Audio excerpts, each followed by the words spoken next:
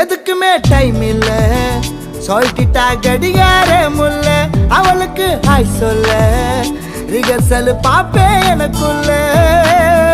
காத்தாடி போன மனசு காத்தோடு போனதே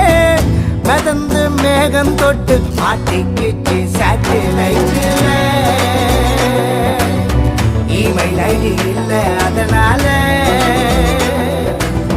லெட்டர் எழுதி தந்த பிளட்டால கோழி பிளட்டால